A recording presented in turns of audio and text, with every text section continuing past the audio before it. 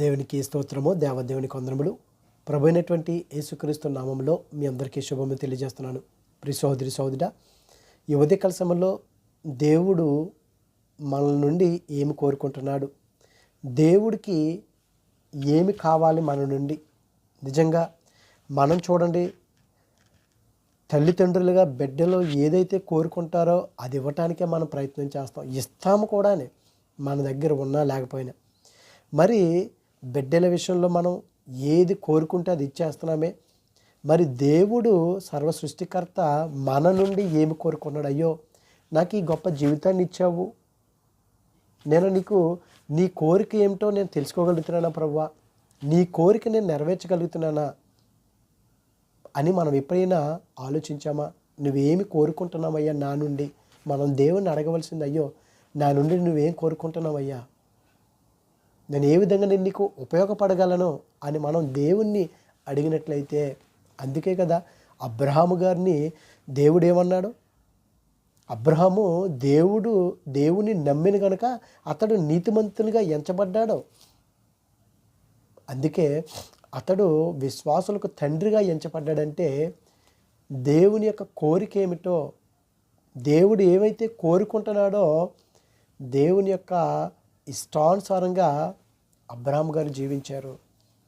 మరి ఈ దినాన్ని మనం దేవునికి ఇష్టమైనటువంటి జీవితాన్ని, దేవుడు కోరుకునేటువంటి జీవితాన్ని మనం జీవించగలుగుతున్నామా? దేవుడు ఏదైతే కోరుకుంటున్నాడో, ఏదైతే ఆశిస్తున్నాడో మన నుండి మనం అట్టి రీతిగా మనం జీవించగలుగుతున్నామా? కీర్తనల గ్రంథంలో చూస్తే దేవుని యొక్క వాక్యం సెలవిస్తుంది. దేవుడు మన నుండి దానికంటే ముందుగా పేతురుకు రాసినటువంటి మొదటి పత్రికలో చూస్తే 1వ అధ్యాయము 16వ వచనం కింద చూస్తే దేవుని యొక్క వాక్యం చేస్తుంది. మిమ్మును పిలిచిన వాడు పరిశుద్ధుడై ఉన్న ప్రకారము మీరును సమస్త ప్రవర్తన యందు పరిశుద్ధులై ఉండుడి. మనల్ని పిలిచినటువంటి వాడు ప్రభువారు, దేవాతి దేవుడు, పరిశుద్ధాత్ముడు. ఆయన పరిశుద్ధుడు కనుక మనల్ని ఎవరైతే పిలుచున్నారో ఆయన పరిశుద్ధుడు కనుక మనమును కూడానంట పరిశుద్ధులుగా ఉండాలి. అదే దేవుడు కోరుకుంటున్నాడు మన నుండి. మనం పరిశుద్ధులుగా ఉండటమే ఆయన కోరుకుంటున్నాడు. ఇంకా చూస్తే 2వ అధ్యాయంలో ప్రభువు దయాళుడిని మీరు రుచి చూచిన యెడల సమస్తమైన దుష్టత్వమును, సమస్తమైన కపటమును, వేషధారను, అసూయ, సమస్త దూషణ మాటలను మ్రాని క్రొత్తగా జన్మించిన శిశువులను పోలిన వారై నిర్మలమైన వాక్యమనే పాలలను వలన రక్షణ విషయంలో ఎదుగు నిమిత్తము. దేవుడు ఏం కోరుకుంటున్నాడండి? మనలో దుష్టత్వం ఉండకూడదు. సమస్తమైనటువంటి దుష్టత్వము, సమస్తమైనటువంటి కపటము, వేషధారణ, అసూయ, దూషణ మాటలు ఏమీ ఉండకూడదంట మనలో. అది కోరుకుంటున్నాడు. అటువంటి జీవితం దేవుడు కోరుకుంటున్నాడు. ఆయన్ని రుచి చూచేటువంటి, ఆయన దయాళుడైన మనం నిజంగా రుచి చూడాలంట ఆయన్ని.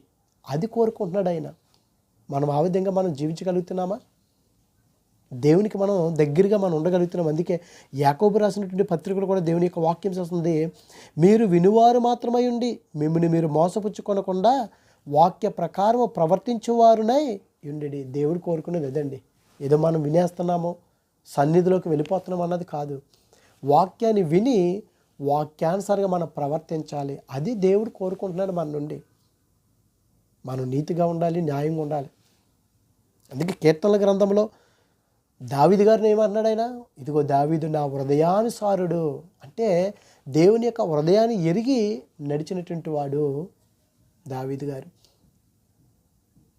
దేవుడు ఏదైతే కోరుకున్నాడో ఆ విధంగా జీవించాడు. పాపంలో పడిపోయినా మరల పాపాన్ని కప్పిపుచ్చుకోకుండా తన పాపానికి ప్రాయశ్చిత్తం పొందుకొని దావీదు గారు దేవుని యొక్క ఇష్టానుసారుడిగా జీవించాడంటే దేవుడు ఏదైతే కోరుకుంటున్నాడో అట్టి రీతిగా జీవించాడు.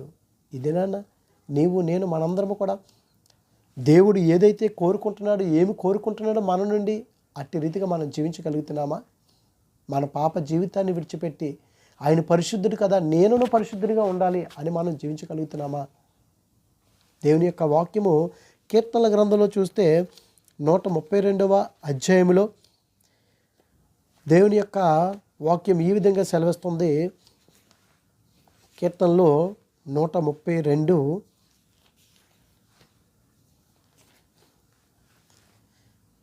13వ వచనంలో చూస్తే, యెహోవా సియోనును ఏర్పరచుకుని ఉన్నాడు, తనకు నివాస స్థలముగా దానిని కోరుకొని ఉన్నాడు. తనకు నివాస స్థలముగా దాన్ని కోరుకొని ఉన్నాడు. ఏంటి ఆయన యొక్క నివాస స్థలము? మందిరాల?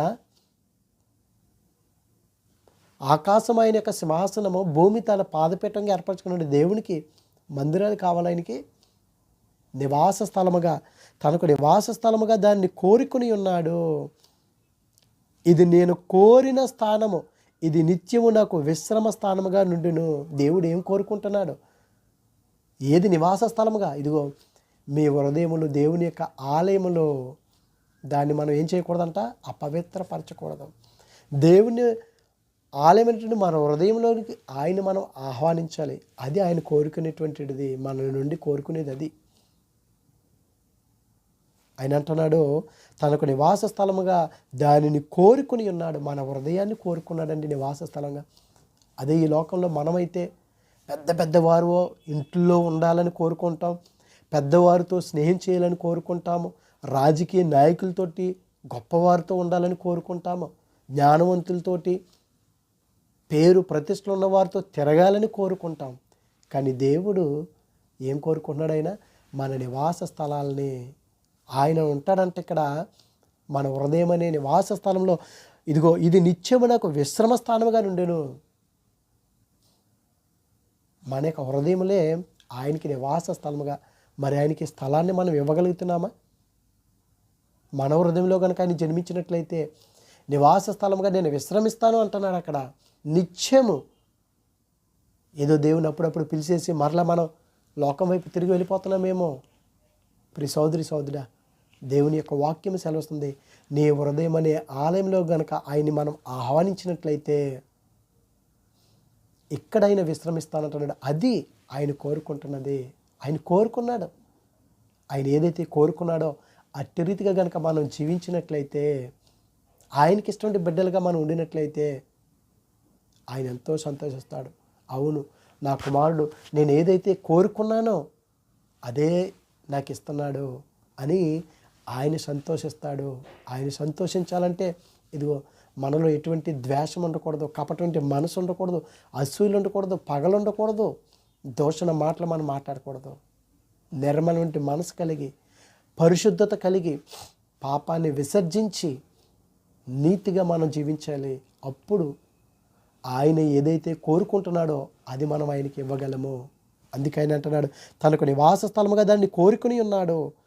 ఇది నేను కోరిన స్థానము, ఇది నిత్యము నాకు విశ్రమ స్థానముగా ఉండును. ఇక్కడనే నేను నివసించదను. ఆయన ఇదిగో ఇక్కడే ఆయన మన హృదయంలోనే ఆయన నివసిస్తాడు. నీ హృదయం మరి శుద్ధీకరించుకున్నావా? శుభ్రపరచుకున్నావా? పరిశుద్ధంగా పరిశుభ్రత కలిగి జీవించగలుగుతున్నామా? ఒకసారి మళ్ళీ మనం పరీక్షించుకోవాలి. అయ్యో దేవా, నువ్వేది కోరుకుంటున్నావో, ఏ జీవితాన్ని కోరుకుంటున్నావో అటువంటి జీవితాన్ని మేము నీకు ఇవ్వగలుగుతున్నామా? అట్టి రీతిగా మేము జీవించగలుగుతున్నామా అని నిన్ను నువ్వు పరీక్షించుకున్నట్లయితే, అందుకే దేవుని యొక్క వాక్యం సెలవుస్తుంది కదా, కీర్తనల గ్రంథంలోనే 78:70 చూస్తే తన దాసుడైనటువంటి దావీదు గారిని గొర్రెల దొడ్లలో నుంచి ఆయన ఏం చేసుకున్నాడో పిలిచాను. ఆయన పిలుచుకుని ఆయన కోరుకున్నాడు. ఆయన ఏదైతే కోరుకుంటున్నాడో ఆయన కోరిక ప్రకారంగానే మనం నడుచుకోవాలి. తన దాసుడైన దావీదుని కోరుకొని గొర్రెల దొడ్లో నుండి అతను పిలిపించాను. పాడి గొర్రెలను వెంబడించటం మాన్పించి తన ప్రజలైన యాకోబును, తన స్వాస్థ్యమైన ఇశ్రాయేలును మేపుటికై ఆయన అతన్ని రప్పించెను. అది దేవుడు ఆయన కోరుకున్నాడు. మరి ఆయన కోరుకున్నది మనం ఇవ్వాలి కదా.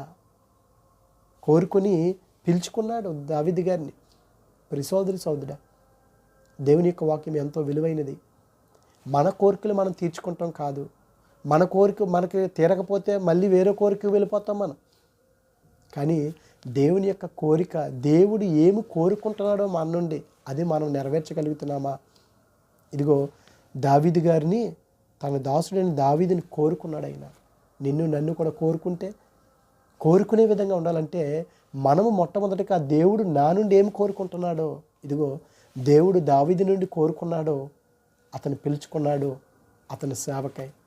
ఈ దినాన్న దేవుడు నిన్ను నన్ను కూడా కోరుకొని ఆయన యొక్క పనిలో కనుక మనం నిమగ్నమైపోయినట్లయితే దేవుని యొక్క వాక్యం సెలవుస్తుంది కదా, మిమ్ముని బట్టియే కదా అన్యజనుల్లో నన్ను దూషిస్తున్నారు. ఎందుకు? మన ప్రవర్తన సరిగ్గా లేక, మన జీవితాలు సరిగ్గా లేక. దేవుడు అది కోరుకోవట్లేదు. అన్యజనుల్లో కూడా మన యొక్క దేవుని యొక్క గొప్పతనాన్ని మనము చాటి చెప్పాలి. ఆయన అప్పుడు మనం తెలియని వారికి మనం బోధించాలి, చెప్పాలి. అది ఆయన కోరుకునేది. కానీ మనం ఆయన నామాన్ని దూషించేవారుగా, లేకపోతే మన శత్రువుని మనం ద్వేషించేవారుగా కాదు. ఆయన ఏం కోరుకుంటున్నాడు? నీ శత్రువుని ప్రేమించమంటున్నాడు, వారితో సమాధానపడి అంటున్నాడు. నీ సహోదరులతోటి నీకు సమాధానం లేకపోతే బలులు అర్పించట కంటే, ఇదిగో నీ సహోదరుడితో కనుక నీకు సమాధానం లేకపోతే ముందు మొట్టమొదటికి వెళ్ళి నువ్వు సమాధానపడు. అది కోరుకుంటున్నాడు ఆయన. అది ఇవ్వగలుగుతున్నాం మనం? మన పద్ధతులు, మన యొక్క ప్రవర్తనలు మనం మార్చుకోగలుగుతున్నామా? దేవుని యొక్క వాక్యం సెలవుస్తుంది. కీర్తన గ్రంథంలోనే 68వ అధ్యాయంలో దేవుని యొక్క వాక్యం చూస్తుంది. 16వ వచనంలో, శిఖరము గల పర్వతములారా, దేవుడు నివాసముగా కోరుకున్న కొండను మీరెలా ఓరచూపులు చూచున్నారు? దేవుడు నివాస స్థలముగా కోరుకున్నటువంటి ఆ కొండను మీరెలా ఓరచూపులు చూచున్నారు? దేవుడు ఏదైతే కోరుకున్నాడో దాన్ని మనం ఓరచూపులు చూడటం కాదు. మనం కూడా ఎవరినైనా దేవుడు కోరుకుంటే కనుక ఆయన పరిచర్యకి, ఆయనకి పనికి ఓరచూపులు చూస్తూ ఉంటాం. మనం చూడకూడదు ఆ విధంగానే. మనం దేవుని యొక్క పనిలో నిమగ్నం అయిపోవాలి. అయ్యో, నీ పని కొరకు నేను ఏం చేయాలయ్యా? నువ్వేం కోరుకుంటున్నావయ్యా? ఇదిగో నేను అనుకుంటున్నాను, అన్నీ ఇచ్చేసాను, నీకు ఏదో చేశాను అనుకుంటున్నాను, కానీ నువ్వేది కోరుకున్నావో అది నేను ఇవ్వలేకపోయానయ్యా. ఇదిగో ఇక్కడైనా సరే నువ్వేం కోరుకుంటున్నావో అది నేను నెరవేర్చే భాగ్యాన్ని నాకు దయచేయండి, ఆ శక్తిని నాకు దయచేయండి, ఆ జ్ఞానం నాకు దయచేయండి అని మనం దేవుని అడిగినట్లయితే దేవుడు నిజంగా అది దయచేస్తాడు. దేవుని యొక్క వాక్యం సెలవుస్తుంది. చివరిగా చూస్తే మీకా గ్రంథంలో దేవాతి దేవుడు మాట్లాడుతున్నాడు. ఆయన మీకా గ్రంథంలో ఆయన అంటున్నాడు, మీకా గ్రంథము 6వ అధ్యాయంలో 8వ వచనంలో చూస్తే దేవాతి దేవుడు మనల నుండి ఏమి కోరుకుంటున్నాడో, మనుషుడా ఏది ఉత్తమమో అది నీకు తెలియజేయబడి ఉన్నది. అవును కదా, దేవుడు మనకి అన్నీ కూడా తెలిపాడు, అన్నీ కూడా చెప్పాడు, మనకు బోధిస్తున్నాడు. ఏది మంచిదో అది మనకు తెలియబడి ఉన్నదంటే, అది తెలిసినప్పుడు మనం మంచి చేయాలి కానీ ఒకటి చెడు చేయకూడదంటే, దేవుడు మన నుండి ఏం కోరుకుంటున్నాడు? మంచి కోరుకుంటున్నాడు. మంచి చేయాలని ఆయన కోరుకుంటున్నాడు కదా. అటువంటి కోరికను మనం దేవునికి మనం నెరవేర్చగలుగుతున్నామా? ఆయన అంటున్నాడు, న్యాయముగా నడుచుకొనుటయు, కనికరమును ప్రేమించుటయు, దీన మనసు కలిగి నీ దేవుని ఎదుట ప్రవర్తించుటయు ఇంతే కదా యెహోవా నిన్ను అడుగుచున్నాడు. దేవుడు ఏం కోరుకుంటున్నాడు? న్యాయంగా నడుచుకునటం ఆయన కోరుకుంటున్నాడు. న్యాయంగా మనం జీవించగలుగుతున్నామా దేవుని ఎదుట? లేకపోతే అన్యాయంగా మనం జీవిస్తున్నామా? ఆయన ఏం కోరుకుంటున్నాడు? ఇక్కడ న్యాయాన్ని కోరుకుంటున్నాడు. ఇదిగో కనికరము ప్రేమించుటయు, మనం ఒకరి పట్ల కనికరము దేవుడు ఇయ్యే కోరుకుంటాడండి. నువ్వు ఇచ్చేటువంటి ఆస్తుపాస్తులు ఆయనకు అవసరం లేదు. దేవునికి కావాల్సింది హృదయానికి ఆయనకు హృదయం కావాలి. ఈ హృదయంలోనే ఆయన నివాస స్థలం చేస్తానంటున్నాడు. ఇదిగో కనికరం కలిగి ఉండమంటున్నాడు. అది కోరుకుంటున్నాడు ఆయన. ప్రేమను కోరుకుంటున్నాడు ఆయన. ఆయన ఏ ప్రేమను అయితే మనకు చూపించాడో అదే ప్రేమను మనం కనపరచగలుగుతున్నామా? ఆయన కలువరి సిలువలో కూడా సిలువ వేసినప్పుడు, తండ్రి వీరేమి చేయుచున్నారు, వీరు ఎరుగురు కనుక వీరిని క్షమించుడి అన్నాడంటే ఎంత ప్రేమ కలిగి ఉన్నాడండి. దేవుడు కోరుకునేది నీ నుండి ఏంటి? ప్రేమే కోరుకుంటున్నాడు, కనికరమే కోరుకుంటున్నాడు. ఇదిగో న్యాయంగా ఉండటమే నేను కోరుకుంటున్నాను. నా కుమారుడు, నా కుమార్తె ఎంత అన్యాయంగా వీరు జీవిస్తున్నారు, అన్యాయం కాదు, వీరిలో న్యాయం ఉండాలి అని ఆయన కోరుకుంటున్నాడు.